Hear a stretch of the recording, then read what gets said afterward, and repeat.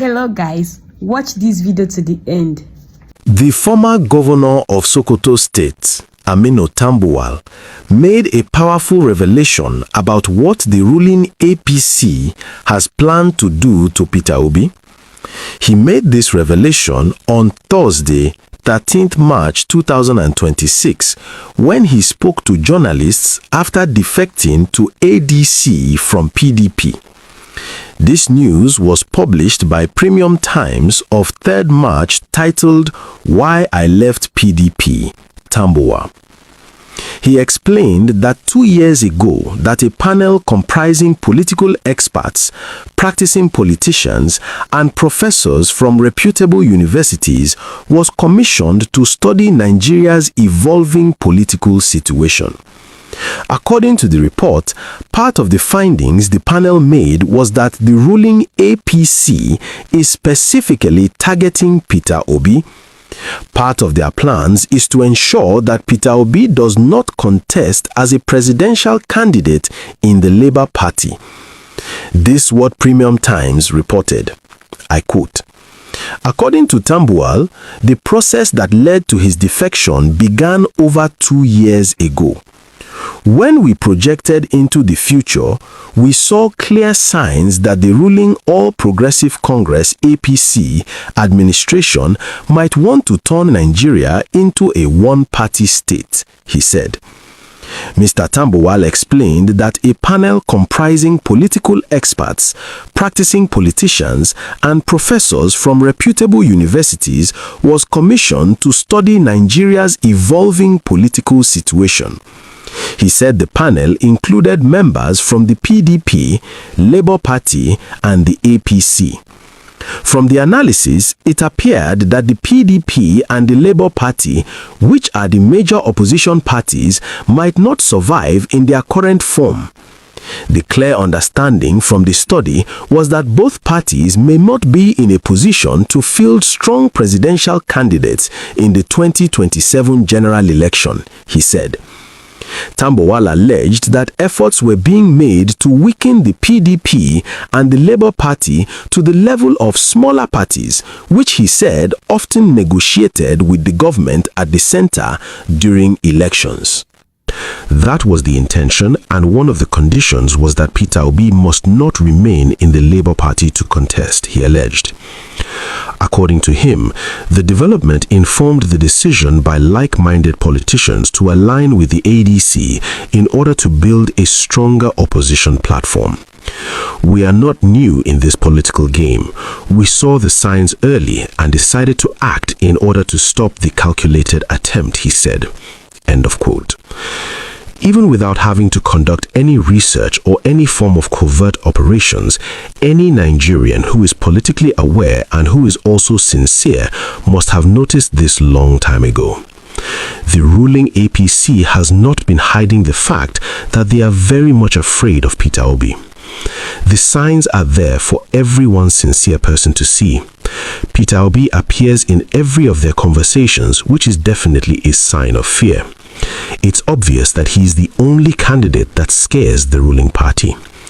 Several political analysts like Moji Dairo have been saying the same thing, which is the fact that only Peter Obi can defeat Tinubu in 2027. I know that the system is afraid of Peter Obi.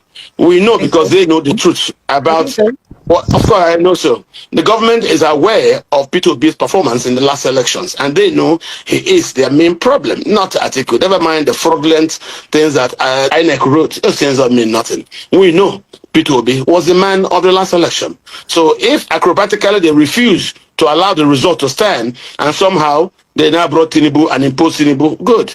Tinubu would not forget that the position he holds is like Abacha.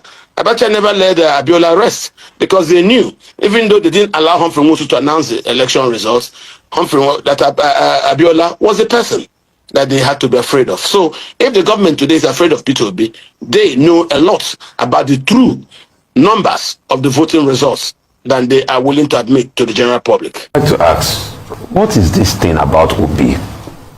That means there's something, a goal you people see in this Obi. Because this man did not win elections.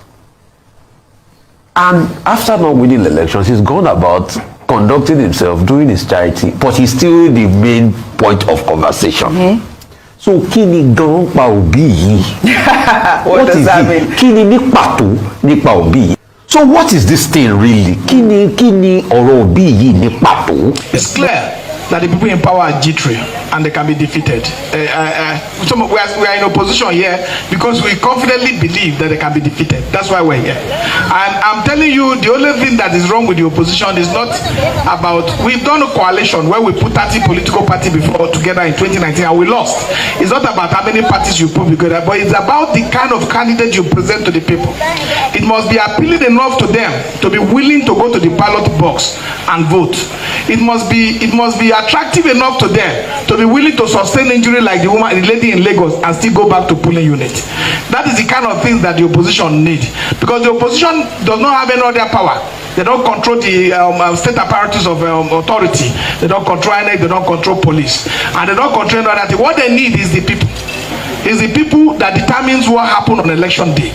And if you tell me that the people are not useless and they are not useful and they are not a determining factor, you ask yourself question, why do they load money in trucks to buy vote?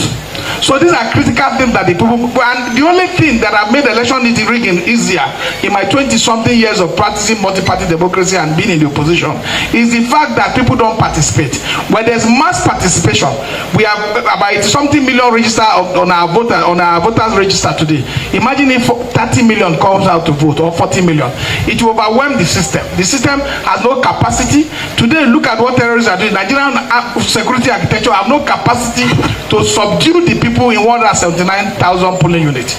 So it is the people that the opposition don't have. But how can the people be encouraged enough to say they are willing to give their vote?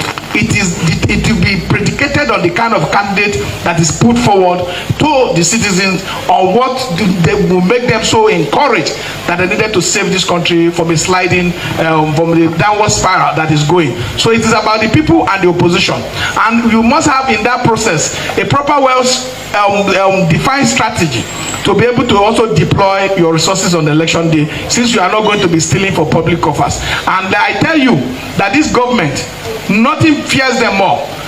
What is happening in all the opposition party, you think it's just happening for nothing?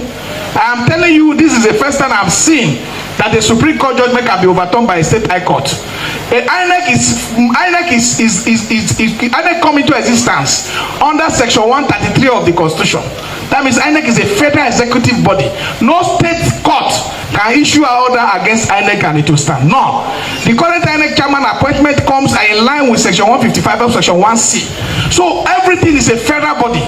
But today you have state courts issuing orders to stop the function, to overrule the federal high court, to overrule the Supreme Court.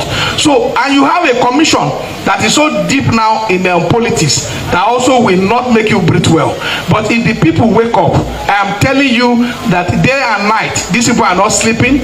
If it was wicked group that took over the PDP secretariat, it will not be barricaded. It's barricaded today because the people woke up in their own party and say it's time for us to take our party back. So you will always find state actors acting in the interest of those in power, because they want to always work for the interest of their salary.